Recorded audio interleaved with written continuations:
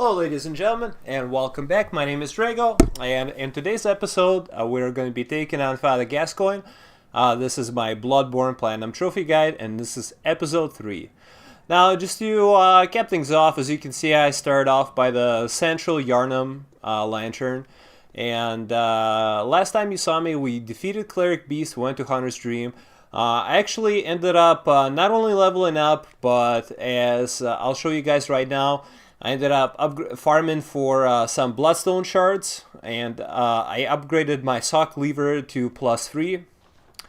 The reason why I did that is mainly you don't really need it to fight the next boss, but I do suggest to get it to +3 before you venture into the next area. So as you can see, I took some liberties killing off the enemies around us. But yeah, I would suggest to get into +3 before you venture into the next area, which is Old Yharnam. So, and over here for this part, you can choose to go up this bridge, but usually what I do to get to the boss fight is I'll take this ladder down, and if you guys remember that sewer boar, he is here again, and he is ready for another proctology exam.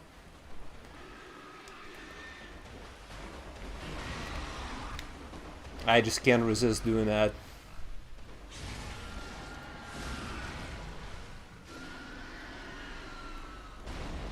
This guy is also pretty generous of giving out blood vials, and this is a pretty safe way to proceed to the boss fight, and you have to fight a lot less enemies this way, so that's something I would recommend.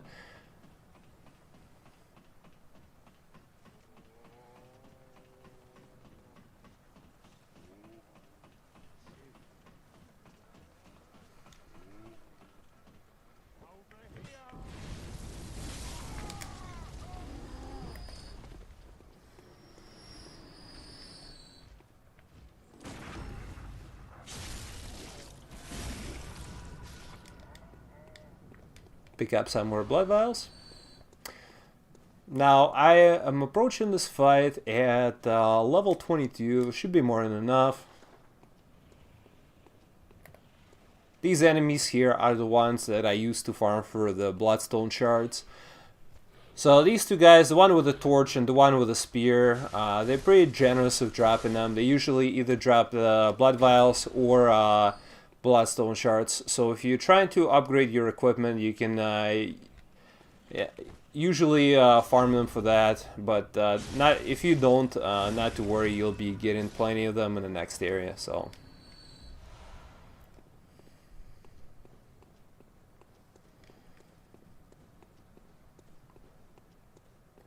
and here's the next boss. It's Father Gascoigne, the guy who assisted us with Cleric Beast if you chose to summon him, but now it looks like he's gone full hollow on us.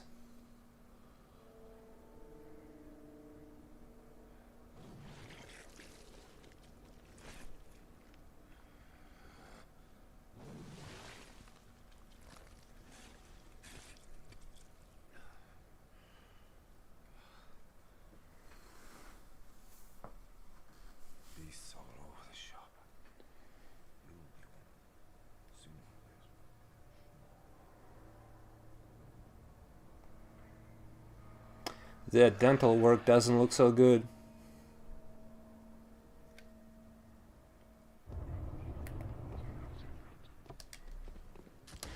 And be careful, he will check you with his long-range shot. And he's also pretty handy with that axe as well.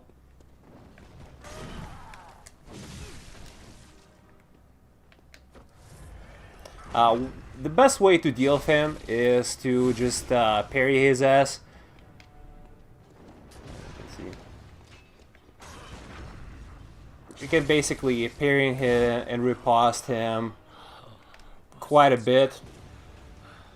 And then he will, midway through, he will switch to his two-handed axe. He's using Hunter's axe, as you guys can see. Oops. Taking a little bit of damage here.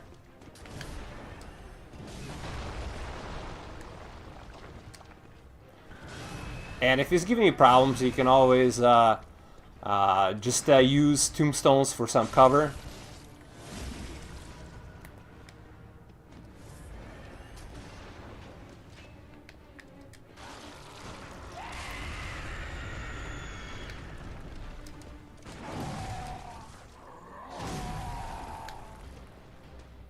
And also, when he switches to his wolf form, feel free to parry him as well.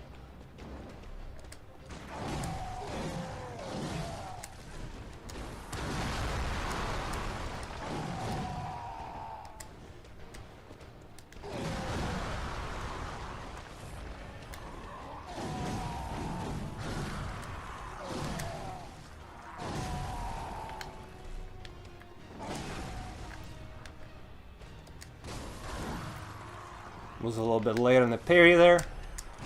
And there he kicked my ass again.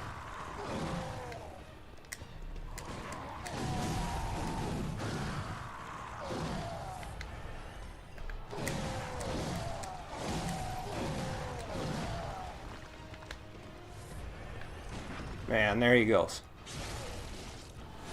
So as you can see, the best way to deal with him is to just parry him into oblivion, basically. And he's not that tough on an enemy.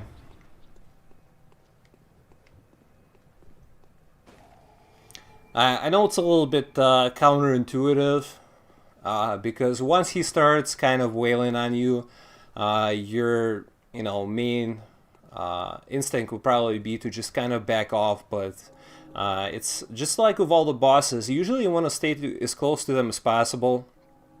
Simply because if you back off too far away, he'll start doing his jump attacks, and it's going to be tougher to dodge them. Over here, you'll see a red Jeweled Brooch. If you give it to the little girl, that will basically complete her quest, but you can actually use it, and you'll get a nice little weapon gem out of it, so at least for the beginning part.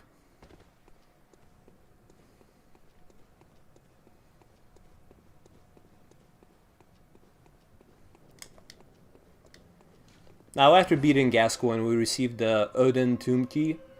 So I'm going to go ahead and use that. We're going to proceed to the next area.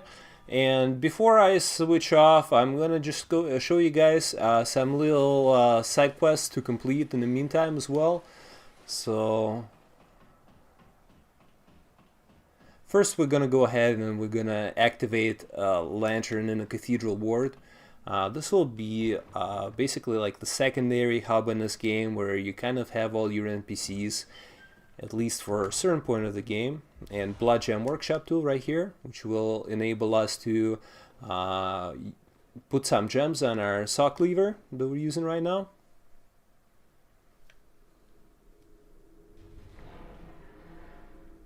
Yeah, I'll just go ahead and skip this cutscene.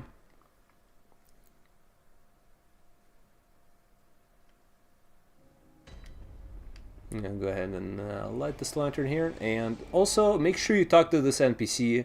Talking to this NPC will let you send people to Oedon Chapel, and this is just for people who are looking for a safe place to go. So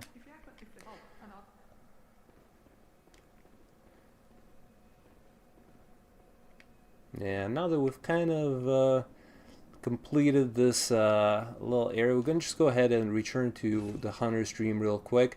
Now, you've noticed that after defeating Father Gascoigne, I am now at 10 insight, and I'll show you guys there's going to be another messenger shop which will open. That one requires at least 10 insight for you to purchase items from. Oh, and also we got German here.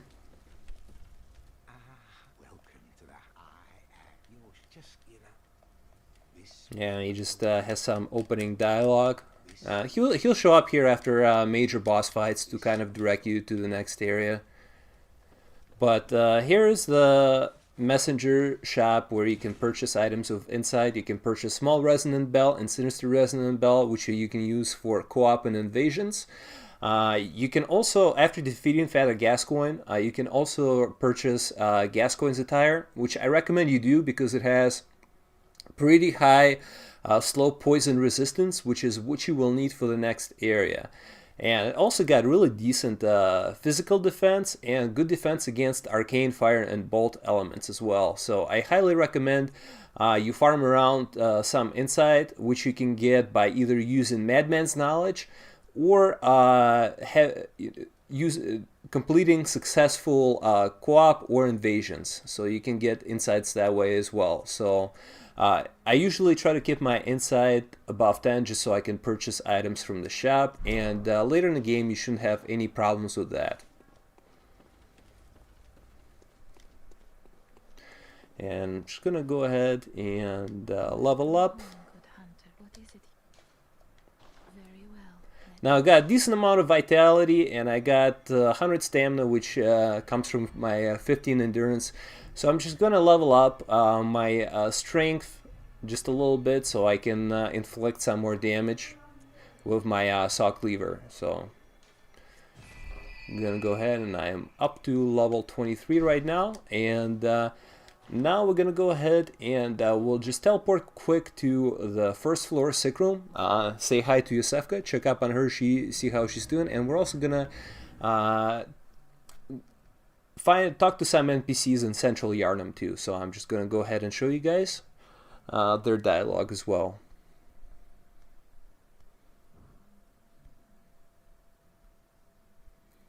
Now once you talk to Yosefka, you'll be able to send NPCs to her clinic. Now, since most of you who already played this game know, Yosefka's up to no good, so there's only a couple of NPCs that you want to send there through dialogue, and I'll definitely cover who it will be in later videos, but for now I just want to have an option to be able to send NPCs to Yosefka's clinic. So now if you get her dialogue here, you'll be able to send NPCs there. So, and you'll be able to recruit them to Yosefka's clinic once you find them. But for now, I'm just going to go ahead and we're going to talk to a few NPCs in Central Yharnam and get a couple of new pieces of dialogue. So,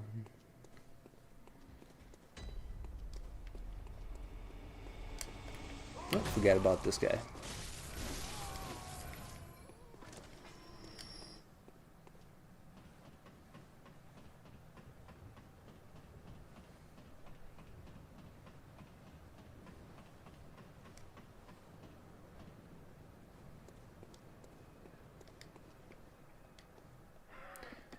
Alright, and once you talk to this guy right here next to the Central Yharnam Lantern, upon beating Father Gascoigne, he will give you Flamesprayer.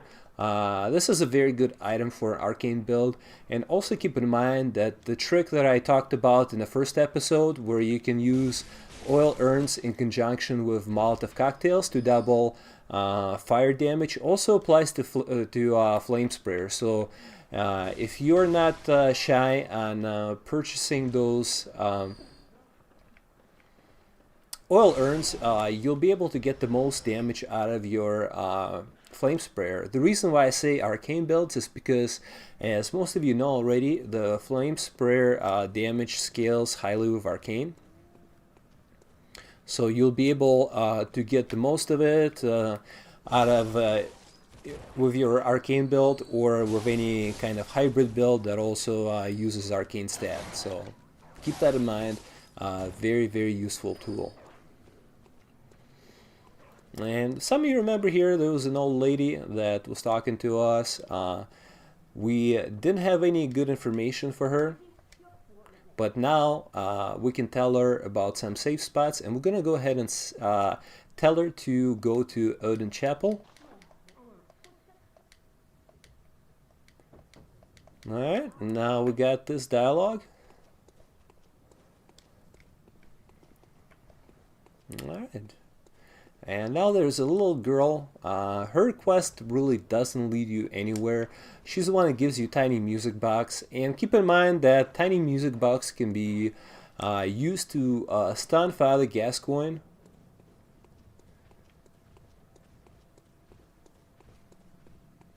However, there is also a drawback to using a tiny music box. because it does accelerate his transformation into his werewolf form. So that's why you didn't see me use it during my boss fight. It's actually a bit of a, I wouldn't say it's a trap, but it's really not as helpful as you might have thought, just based on earlier information where, you know, a lot of people are saying that you can use the music box to kind of make that boss fight easier, but it's not really the case, unfortunately. So, and unless, of course, you feel like you're better at dealing with him in his werewolf form, which I'm sure most of you guys are not, since he seems to be a lot more ferocious and does a lot more damage.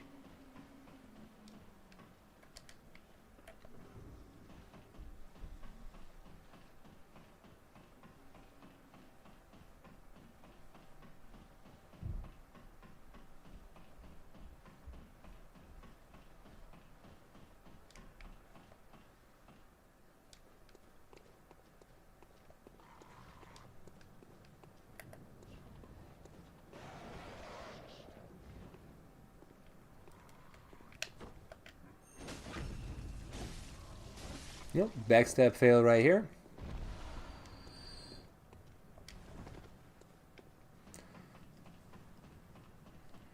And let's go ahead and check up on this little girl. Nope. You can choose her to give her the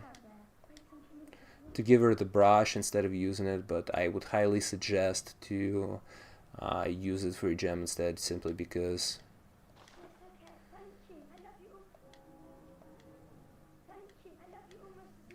her quest doesn't really lead you anywhere. Alright, and I'm just gonna go ahead and use the Bolt Hunter's Mark to travel to the next lantern, just because I don't feel like backtracking all the way.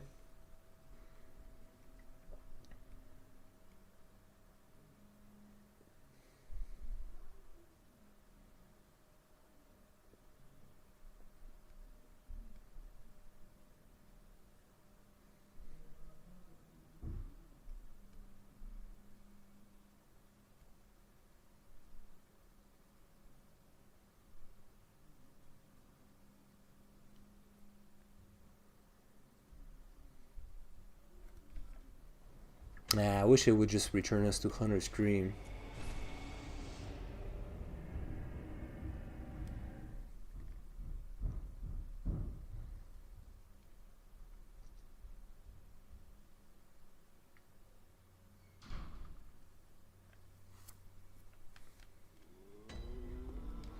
Okay, and now that we've arrived here, we're gonna go ahead and use that blood gem on our sock lever to increase the damage. Now we don't have any other gems yet, but I'll show you guys where to get some more shortly here. And German is still hanging around. Let's check out what he's got to say. And after that, let's go ahead and teleport back to the Cathedral Ward.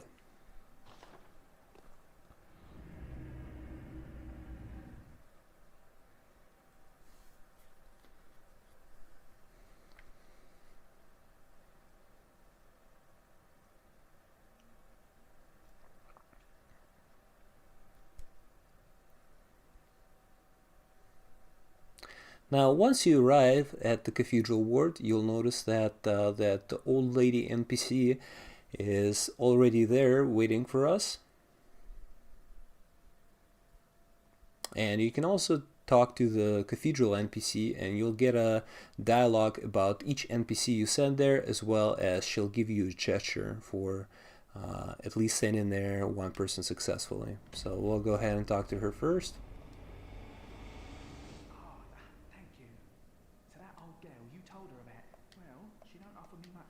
And you get a nice triumph gesture here. Let's see how it looks.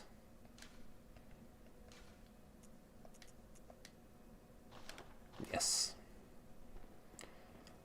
Alright, and this all the reason why you actually want to take your time to send her here is because later on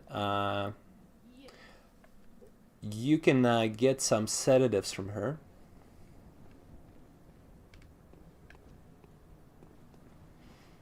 Let's go check out this area here.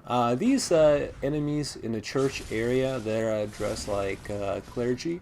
They can do a lot of damage, and you won't have chances are you probably won't be able to stun lock them as easily as you were used to with the enemies in Central Yarnum.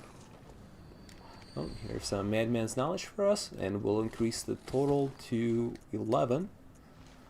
But yeah, they're not as easy to stun as the Central Yarnum folk. However, they're a lot easier to parry than basically any other enemy in this game. So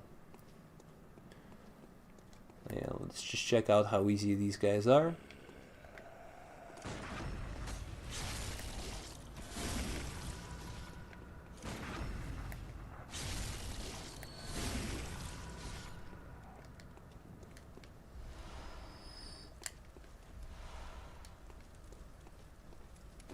And for now, these gates are locked. Wooden shield, make sure you pick that up, also required, even though it's pointless for the most part, although there are some areas where you might consider using it, but you still need it to get the trophy actually, so.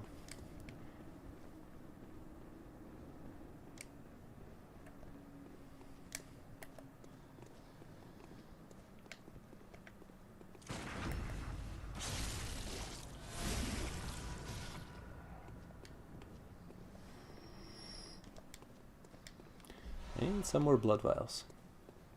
Can never have too many of those.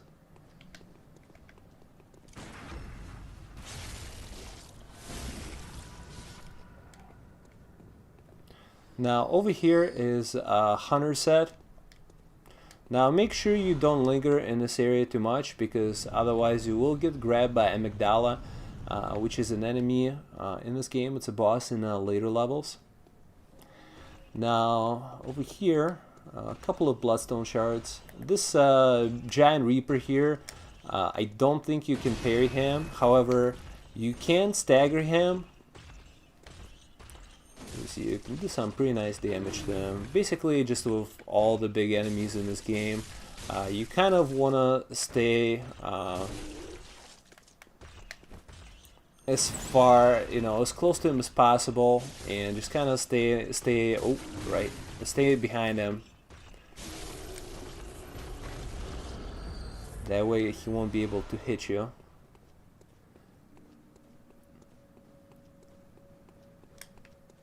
Again, one of the cases where the enemy looks intimidating, but in reality it's just not all that tough. So.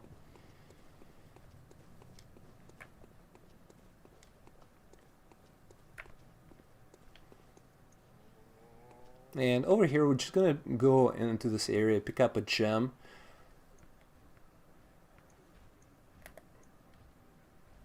Gonna deal with these guys first, though. Ooh, wolfed in the parry.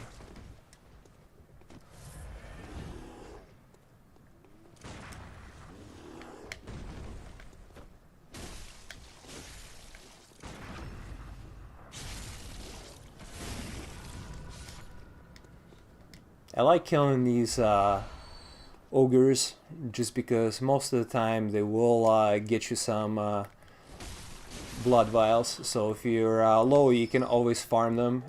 And what's nice about them as well is they're so easy to parry. It's ridiculous. Ooh. Forgot it actually. For these guys, it will take them a couple of hits to die. So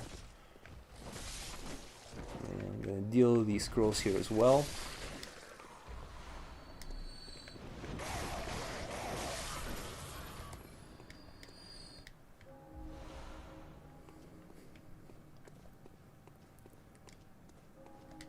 Pick up Monocular here in the corner. It actually allows you to go in a first-person mode, kind of like the Binoculars item allowed you to do so in Souls games.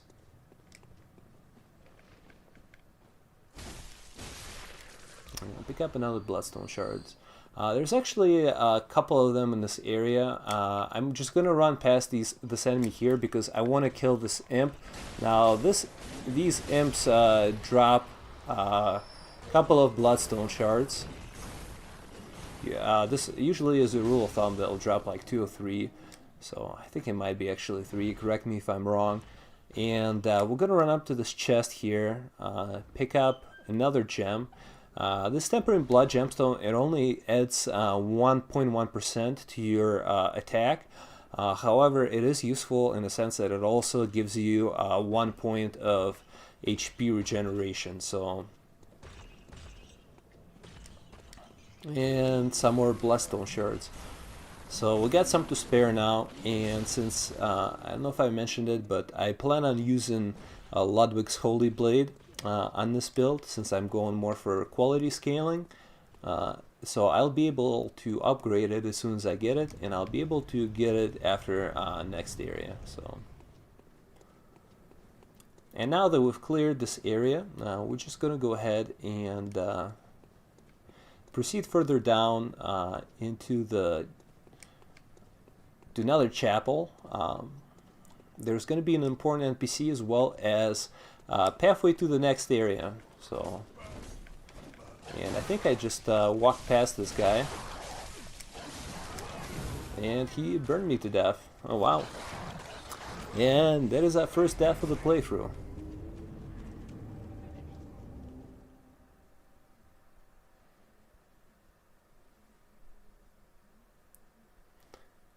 I'll blame it on some hit detection simply because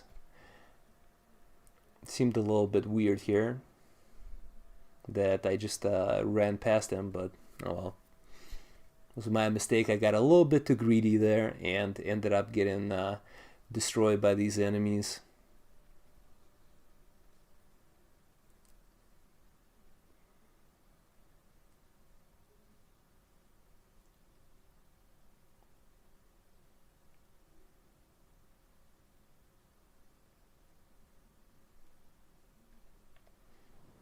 But at least we start out pretty close, so we'll be able to get over there fairly quick.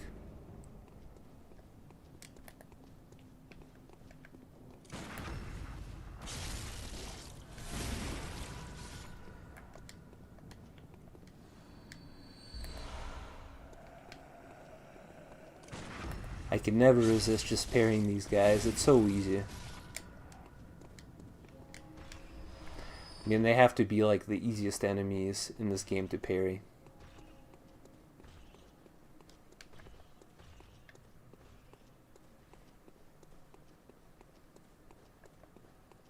Okay, and this dude over here has my souls, or I should say blood echoes. So I'm just going to go ahead and get them first thing, and then take care of this annoying dog which has been plaguing me.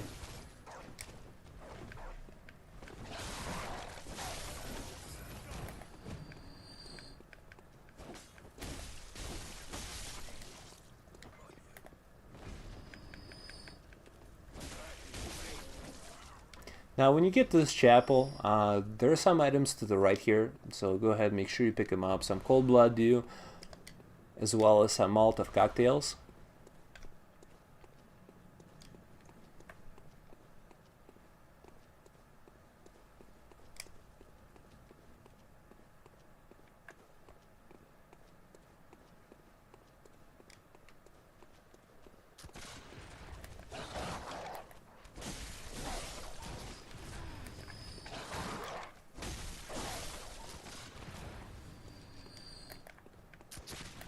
Those goddamn dogs, man.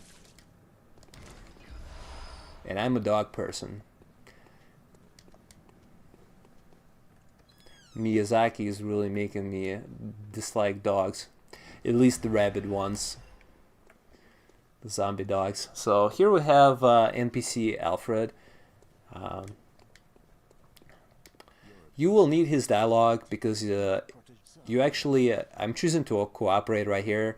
You can, if you complete his quest line, not only does he give you fire paper in the beginning, which you can use to buff your weapon, but his quest line also leads to his weapon, which is Logarius's wheel, and obviously you need to collect all the weapons, but you can kill him for it, even though he's a pretty tough challenge early on in the game. And you might want to complete his questline just because later on he will give you a rune.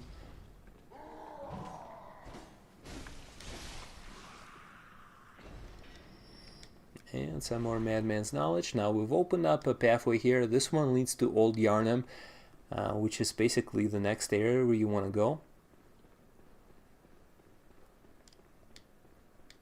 And we picked up another blood gemstone.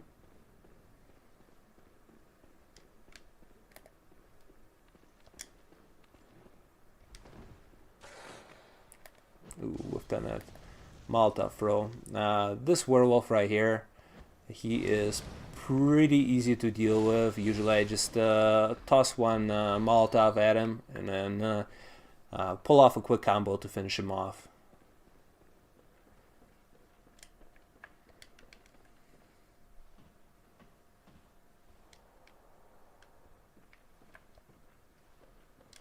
And don't forget there's an item here.